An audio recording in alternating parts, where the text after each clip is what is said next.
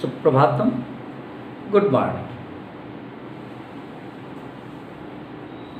प्यारे बच्चों,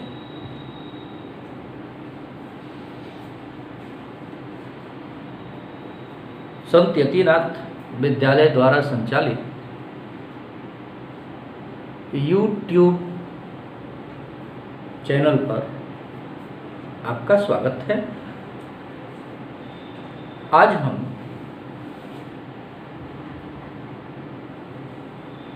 क्लास 6, 7 और 8 का संस्कृत व्याकरण पढ़ाएंगे। सबसे पहले हमें क्या समझना है, क्या समझेंगे तो संस्कृत व्याकरण को हम भली भांति समझ सकते हैं। तो सबसे पहले हम संस्कृत वर्णमाला को समझेंगे। सबसे पहले हम संस्कृत वर्णमाला को समझेंगे।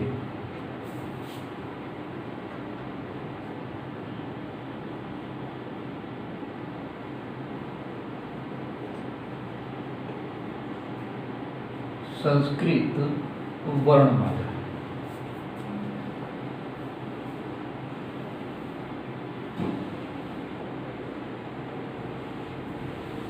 पढ़ाई के क्रम में निचली कक्षाओं से हम सभी ने वर्णमाला पढ़ा है।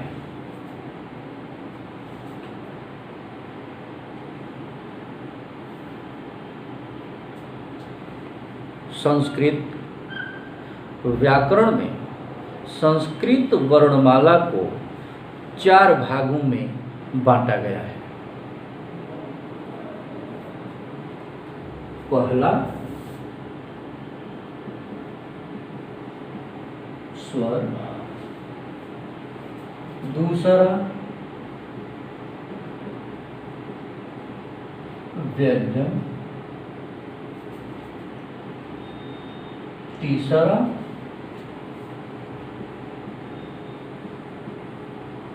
अनुस्वार, चौथा विसर्ग।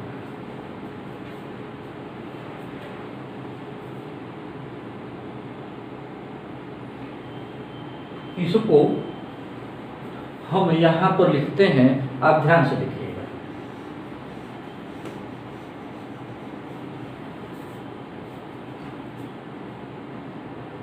पहला स्वर, दूसरा व्यंजन, तीसरा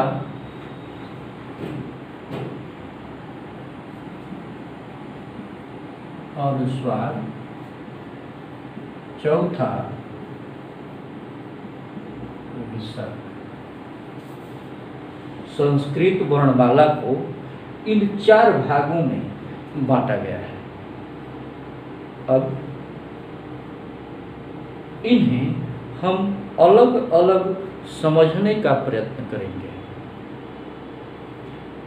क्लास 6, 7 और 8 के विद्यार्थी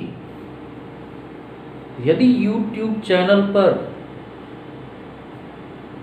हैं तो ध्यान से सुने और समझने का प्रयत्न करें, ताकि व्याकरण समझने में आसानी हो, आपको सुविधा हो।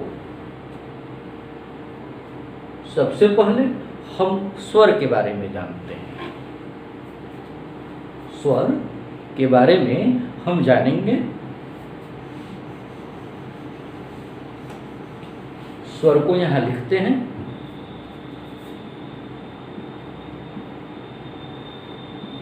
स्वर क्या है? स्वर क्या है?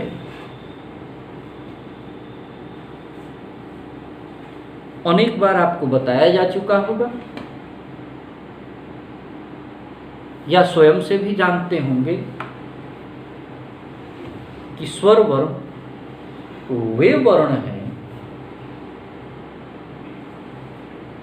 जिनका विभाजन नहीं किया जाता। इसको ऐसे भी समझ सकते हैं, स्वर वर्ण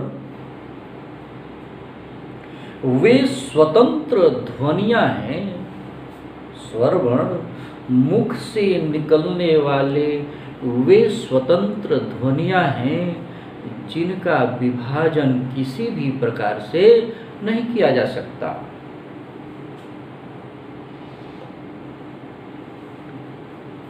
और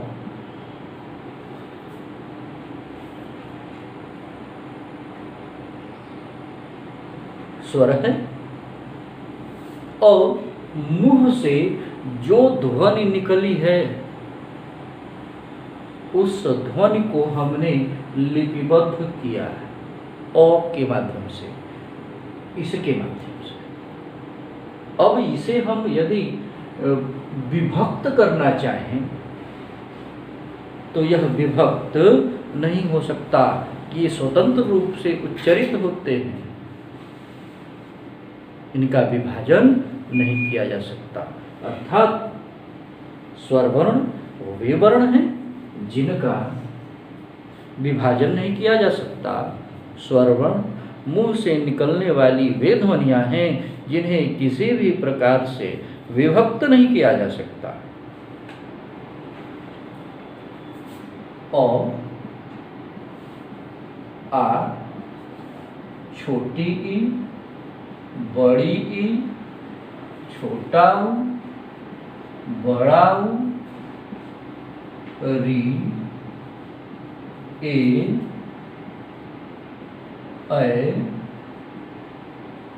ओ, औ, ये स्वर वर्ण हैं। इन स्वर वर्णों को 3 भागों में विभाजित किया गया है। क,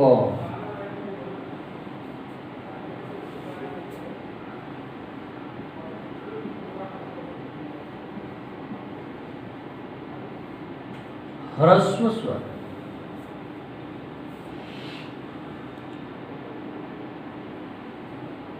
ह्रस्व मीन्स छोटा, वे स्वर वर्ण जिनके उच्चारण में एक मात्रा का समय लगता है उसे ह्रस्व स्वर कहते हैं। वे स्वर वर्ण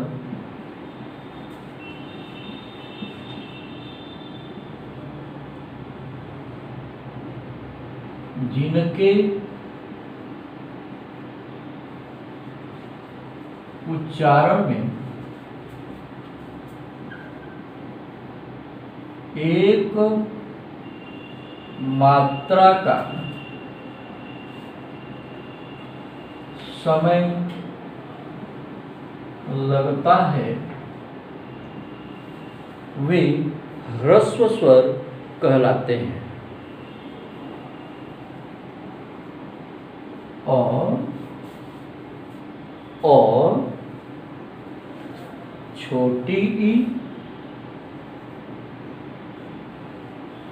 छोटा ऊ,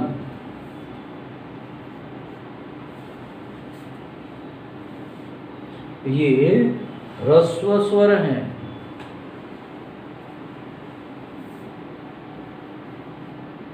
ख,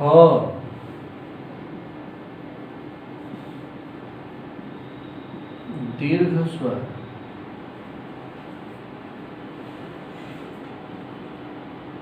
वे दीर्घ मीन्स बड़ा, दीर्घ मीन्स बड़ा, जैसे यहाँ ह्रस्व मीन्स छोटा, दीर्घ मीन्स बड़ा। वे स्वर वर्ण जिनके उच्चारण में 2 मात्राओं का समय लगता है, अर्थात वे स्वर वर्ण जिनके उच्चारण में ह्रस्व स्वर से दोगुना समय लगता है तो वे दीर्घ स्वर कहलाते हैं।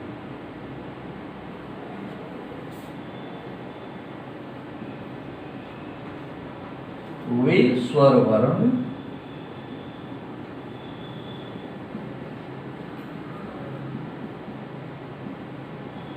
जिनके उच्चारण में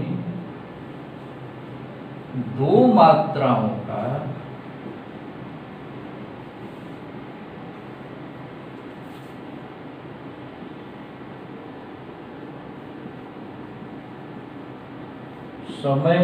समय लगता है,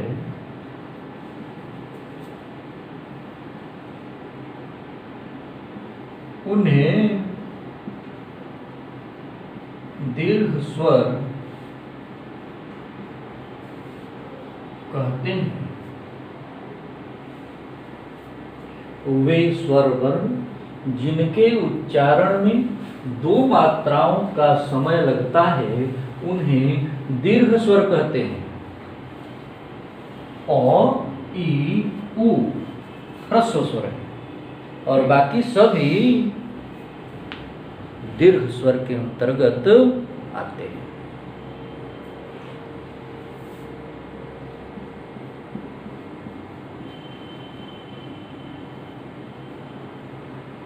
प्लुत स्वर,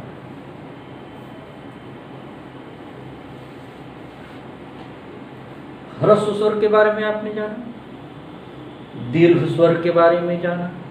यदि आप प्रयत्न करें तो प्लुत स्वर के बारे में स्वयं जान सकते हैं।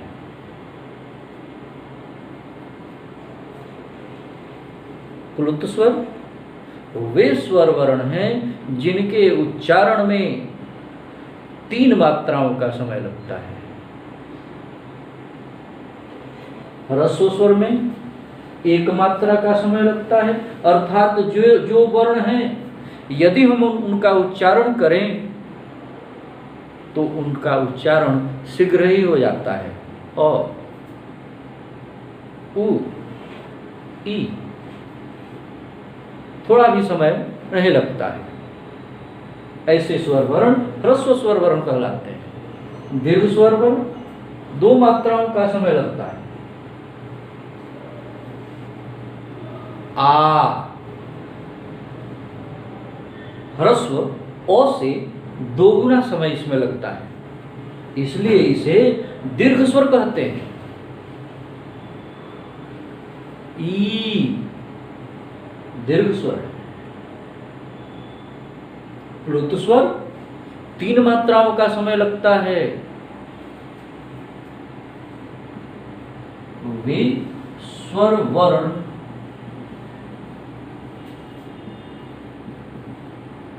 जिनके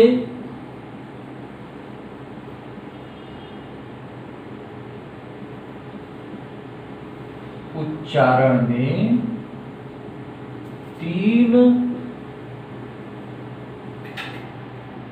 मात्राओं का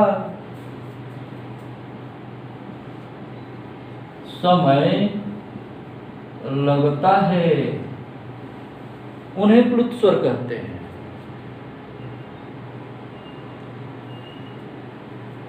प्लुत स्वर को दर्शाने के लिए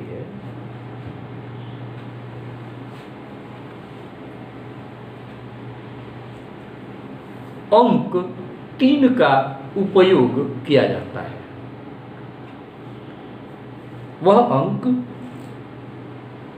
वह संख्या 3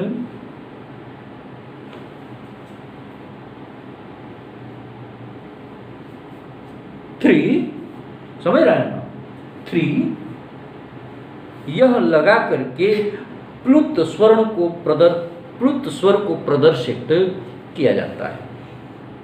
देखेंगे उन्हें प्लुत स्वर कहते हैं। वे स्वर वर्ण जिनके उच्चारण में 3 मात्राओं का समय लगता है उन्हें प्लुत स्वर कहते हैं। प्लुत स्वर को दर्शाने के लिए अंक 3 का उपयोग किया जाता है। जैसे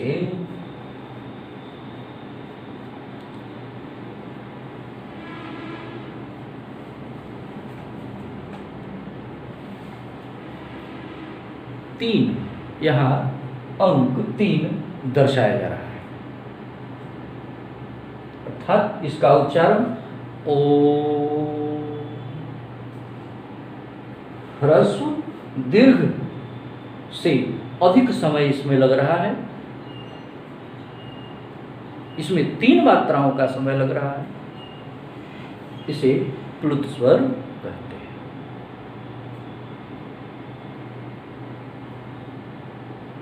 आप इसे बार बार पढ़ें ताकि इनके बारे में आप जान लें।